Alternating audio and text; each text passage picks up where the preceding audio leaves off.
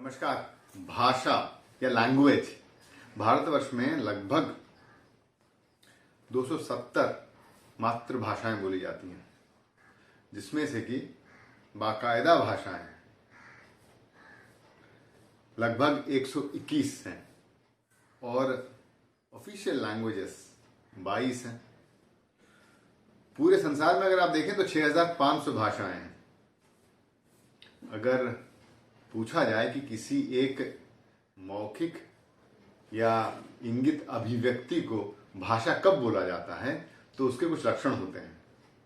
किसी भी एक संप्रेषण के माध्यम को या कम्युनिकेशन के मीन्स को लैंग्वेज तब बोला जाएगा जब उसमें 5 लक्षण होंगे। पहला, it has a set of arbitrary symbols, या कुछ शब्द या कुछ इशारे होने चाहिए जो कि एक कॉन्सेप्ट को बताते हों, जो कि आर्बिट्ररी या सेल्फ चोजन होने चाहिए। उदाहरण के तौर पे, गाय को गाय क्यों बोला गया हिंदी में, और गाय को काऊ क्यों बोला गया अंग्रेजी में, और गाय को कुछ और क्यों बोला गया जर्मन में, इसका कोई सीधा सीधा जवाब नहीं है। सिर्फ इसलिए बोला गया क्योंकि हमारे पूर्वजों ने समझा कि ये शब्द अगर इस्तेमाल किया जाए तो गाय के विषय में बड़े आसानी से बुला सकता है।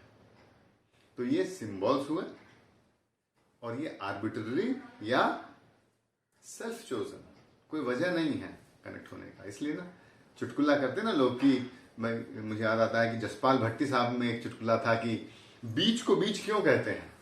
तो भट्टी साहब बोलते हैं कि भाई उस तरफ समुंदर है और इस तरफ रोड है और ये बीच में है, इसलिए बीच को बीच बोलते हैं। ऐसी कोई तुक नहीं होती है शब्दों को चुनने में। वैसे ही बोलते हैं कि चेन्नई का नाम मद्रास से चेन्नई क्यों किया गया। तो कुछ लोग बोलते हैं कि यहाँ लोग धोती पहनते हैं और उसमें चैन नहीं होता इसलिए चेन्नई। इस तरह का कोई तुकबंदी नहीं होता।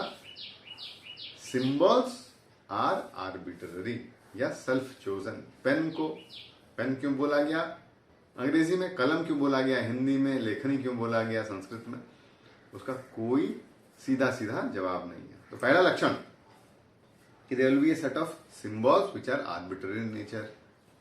दूसरा लक्षण कि these symbols would be having minimal units, जिसे कि फोनीम्स बोला जाएगा या सिलेबस बोला जाएगा। उदाहरण देता हूं मैं, अंग्रेजी में लगभग 40 से 45 फोनीम्स होते हैं।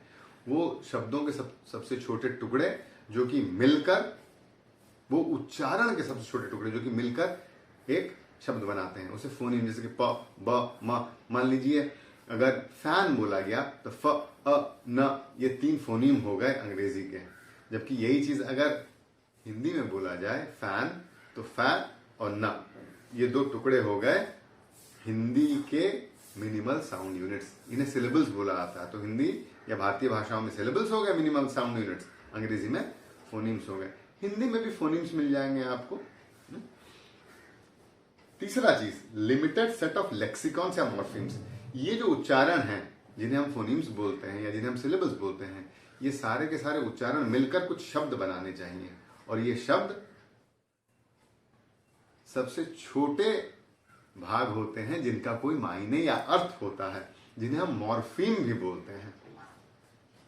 तो सिर्फ उच्चारण से काम नहीं बनेगा, उन्हें मिलाकर शब्द बोलना चाहिए। जैसे कि गा, या, ये उच्चारण से कोई मतलब नहीं बनता है जब तक आप गाय ना बोलें जिसका कि एक मतलब हुआ। तो पहला हो गया आर्बिट्ररी, दूसरा हो गया फोनीम्स, तीसरा हो गया ये फोनीम्स मिलकर मॉर्फीम्स बनाना या शब्दों के छोटे समूह बनाना जिनका अर्थ होता है। चौथा हो गया इन शब्दों के समूहों को मिलाकर एक व्याकरण सम्मत वाक्य बनाना। राम ने सेब खाया, तो राम कर्ता, सेब ऑब्जेक्ट और खाया वर्ब या क्रिया। और यही चीज अगर अंग्रेजी में हो जाए, राम एट एप्पल, तो राम करता और यहाँ एट बीच में आ जाता है या वर्ब आ जाता है बीच में, देखिए, और फिर एप्पल आता है या ऑब्जेक्ट आता है। तो दोनों अंग्रेजी और हिंदी के बुनियादी व्याकरणिक ढांचे में फर्क आ गया। तो बड़ा जरूरी है कि व्याकरण हो, और व्याकरण हर भाषा का अपना अलग होता है। तो पहला लक्षण आर्बिट्ररीनेस, दूसरा लक्षण हो गया मिनिमल यूनिट्स जिसे हम फोनीम्स बोलेंगे या सिलेबस बोलेंगे, तीसरा लक्षण हो गया इन फोनिम्स को मिलाकर शब्द बनाना। चौथा लक्षण हो गया इन शब्दों को मिलाकर वाक्य बनाने, जिसे हम सिंटैक्स बोलते हैं या ग्रामर ऑफ द लैंग्वेज बोलते हैं। पांचवा लक्षण सिमेंटिक्स। सिर्फ व्याकरण सम्मत होने से काम नहीं चलेगा। राम ने सेब खाया, राम ने पहाड़ खाया, ये सही नहीं होगा। इसलिए वो शब्द जो इस्तेमाल किए, पहाड़ और सेब दोनों ही संज्ञा है, तो इसलिए उसी जगह वही संज्ञा बिठा देने से काम नहीं चलेगा। मतलब भी होना चाहिए या सिमेंटिक्स होना चाहिए या मतलब होना चाहिए। इसलिए जरूरी है कि हर वाक्य का एक मतलब निकले, तो सिमेंटिक्स होना चाहिए। पांचवा लक्षण हो गया। और छठा लक्षण हो गया प्रैग्मेटिक्स, या उस भाषा को कैसे व्यवहार में लाया जाता है लोक बातचीत में या लोकाचार में। इसलिए अंग्रेजी में सब कुछ यू हो जाएगा, लेकिन हिंदी में आप, तुम, तू, कितनी चीजें आ जाएंगी। तो ये प्रैग्मेटिक्स ऑफ लैंग्वेज या भाषा को कैसे व्यवहार किया जाता है लोकाचार में, इसे हम प्रैग्मेटिक्स कहते हैं। तो इस तरह से 6 लक्षण मैंने बता दी 5 की जगह। दूसरी बात, ब्लूम एंड लाहे ने कहा कि ये सारे 6 लक्षण को अगर कम करना है तो कंटेंट, फॉर्म और यूज। कंटेंट यानी कि उस भाषा का मतलब क्या है, सिमेंटिक्स। फॉर्म यानी कि उसका ढांचा क्या है, जिसमें कि शब्द या मॉर्फोलॉजी आ जाएंगे, सिंटैक्स आ जाएगा। और यूज यानी कि प्रैग्मेटिक्स, कि उस भाषा को व्यवहार में कैसे लाया जाता है। ये तीनों जब सही मात्रा में जुड़ जाते हैं एक जगह, तो वो भाषा बन जाता है। तो ब्लूम एंड लाहे के क्लासिफिकेशन, वो तो 3 सर्किल ऐसे बनते हैं, कंटेंट, फॉर्म एंड यूज।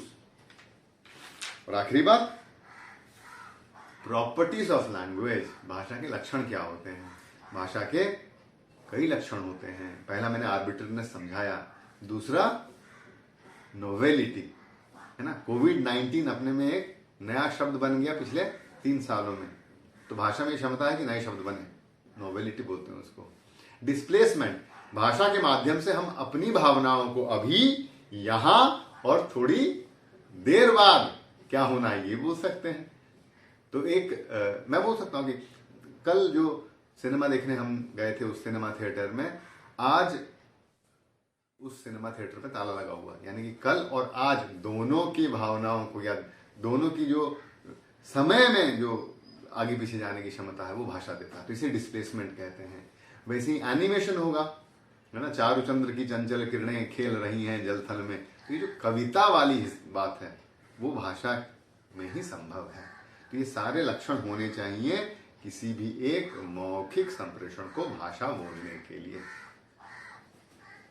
तो इस वीडियो में हमने सीखा कि भाषा क्या होता है, भाषा के 5 प्रमुख लक्षण क्या होते हैं, और ब्लूम एंड लाहे क्लासिफिकेशन, और आखिर में कौन कौन से प्रॉपर्टीज होते हैं लैंग्वेज के, डिस्प्लेसमेंट, डुअलिटी, आर्बिट्रेरीनेस, नोवेलिटी, ये सारे के सारे। इस तरह से किसी भी एक संप्रेषण को भाषा तब बोला जाता है जब ये सारे के सारे लक्षण होते हैं। बहुत बहुत धन्यवाद।